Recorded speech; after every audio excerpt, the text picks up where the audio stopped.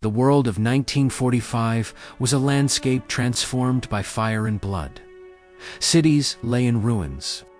Armies had marched across continents, leaving shattered economies and displaced populations in their wake. In Europe alone, tens of millions had perished in the war. Refugee camps sprang up everywhere. Governments struggled desperately to feed their people and rebuild stability amid widespread devastation and chaos.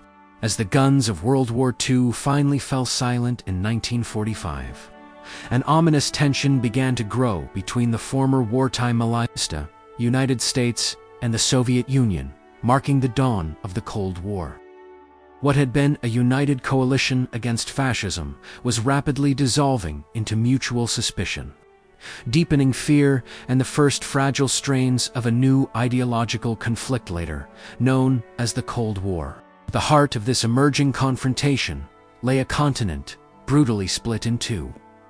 Eastern Europe had fallen under Soviet control, while Berlin stood as a starkly divided city, symbolizing the deepening Iron Curtain divide. In 1946, Winston Churchill famously declared that an Iron Curtain had descended across Europe, perfectly capturing the harsh new reality of a continent divided between East and West in the emerging Cold War. The West faced a stark choice: attempt to rebuild alone and risk dangerous vulnerability, or find a way to bind together in unity for collective security against the expanding Soviet influence in post-war Europe. The idea of a Western alliance was not sudden. In spring 1947, President Harry S. Truman articulated a bold new policy later, termed the Truman Doctrine, pledging U.S. support to nations resisting communist aggression, proclaiming that the United States would support free peoples resisting subjugation by armed minorities or outside pressures. It was not just a military stance. It marked a decisive shift. Parallel to that shift was the Marshall Plan, an economic lifeline for war-torn Europe.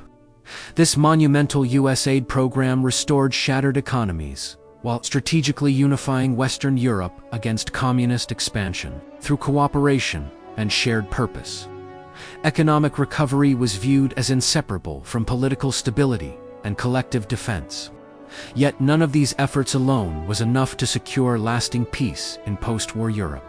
In 1948, Britain, France, and the Low Countries, Belgium, the Netherlands, and Luxembourg signed the Brussels Treaty, establishing a preliminary mutual defense pact that laid crucial groundwork for Western Europe's collective security. Behind closed doors, diplomats and military planners in London, Paris, and Washington were already discussing a broader military alliance, one powerful enough to deter Soviet expansion across Europe.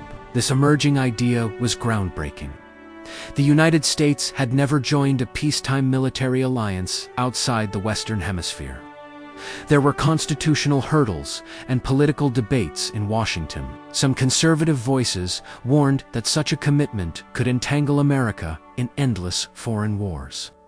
Others, including key senators from both parties, argued that the security of the United States now depended on strong alliances abroad. Negotiations formally began in mid-1948.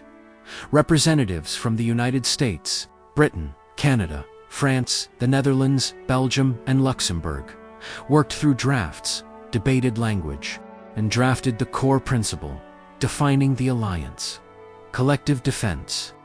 Under this concept, enshrined in what became Article 5, an attack against one ally would be considered an attack against all. By April 4, 1949, the world was ready for a defining moment. In Washington's Departmental Auditorium, 12 nations stood united under their flags, poised to sign the North Atlantic Treaty. The United States, Canada, the United Kingdom, France, Belgium, the Netherlands, Luxembourg, Italy, Denmark, Norway, Portugal, and Iceland signed the North Atlantic Treaty. Leaders and foreign ministers, President Truman called the alliance a shield against aggression. For the first time in U.S. history, American foreign policy was officially anchored in a formal military alliance outside the Americas. The U.S. Senate ratified the treaty by a wide margin, overcoming significant debate. Europe's shattered democracies had gained a powerful partner, but the North Atlantic Treaty was only the beginning of a lasting alliance. An institution had to be built, command structures devised, and strategies coordinated. In the first years of NATO's existence, member states worked feverishly behind the scenes to transform the treaty into a powerful, unified alliance. NATO's first military command structures were established, pooling strategic planning and coordinating defense forces. Joint exercises became routine.